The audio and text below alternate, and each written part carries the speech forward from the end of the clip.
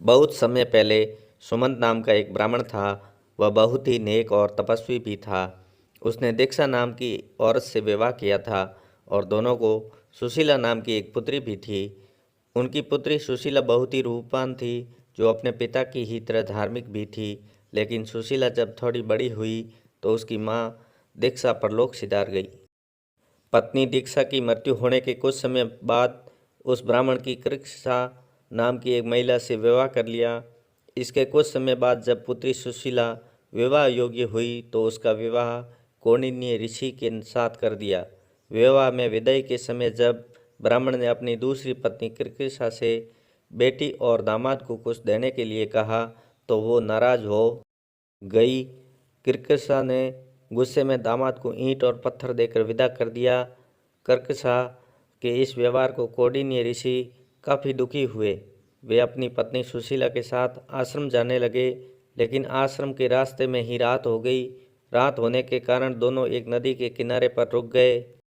इसी दौरान सुशीला ने देखा कि नदी के किनारे कुछ स्त्रियां सुंदर कपड़ों में सजी हुई है। वे किसी देवता की पूजा कर रही थी। सुशीला उन स्त्रियों के पास गई तो उन्होंने बताया कि वे अनंत व्रत की पूजा कर रही है और उन्होंने उस पूजा की महत्ता के बारे में भी बताया।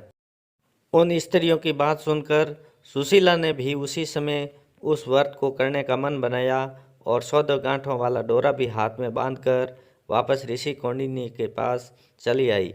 जब ऋषि कौंडिन्य ने सुशीला से उस डोरे के बारे में पूछा तो सुशीला ने उन्हें सारी बात बता दी।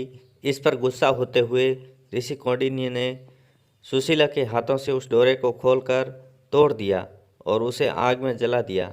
उसके ऐसा करने पर भगवान अनंत जी नाराज हो गए। इसकी वजह से ऋषि कौंडिन्य की सारी संपत्ति खत्म हो गई और वह कुछ ही समय में बहुत गरीब हो गए। इससे ऋषि कौंडिन्य बहुत दुखी रहने लगे। एक दिन उन्होंने अपनी इस गरीबी के बारे में अपनी पत्नी सुशीला से पूछा तो सुशीला ने बताया, ये भगवान अनंत का अपमान करने के कारण हो रहा है। उन्हें वह डोरा भी नहीं जलाना चाहिए था। पत्नी सुशीला की बात सुनकर ऋषि कौंडिन्य को अपनी गलती का एहसास हो गया। इसका पश्चाताप करने के लिए वे तुरंत उसी जंगल में गए और अनंत डोरे की खोज करने लगे।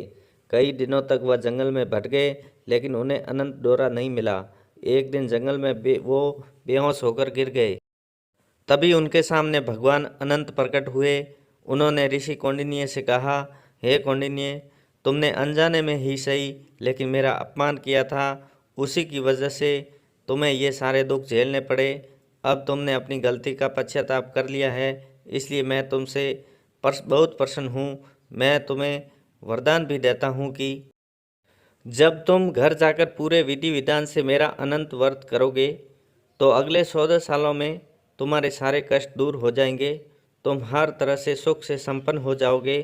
भगवान अनंत की बात सुनकर ऋषि कौंडिन्य घर गए और विधि विधान से अनंत व्रत करते हुए भगवान अनंत की पूजा की।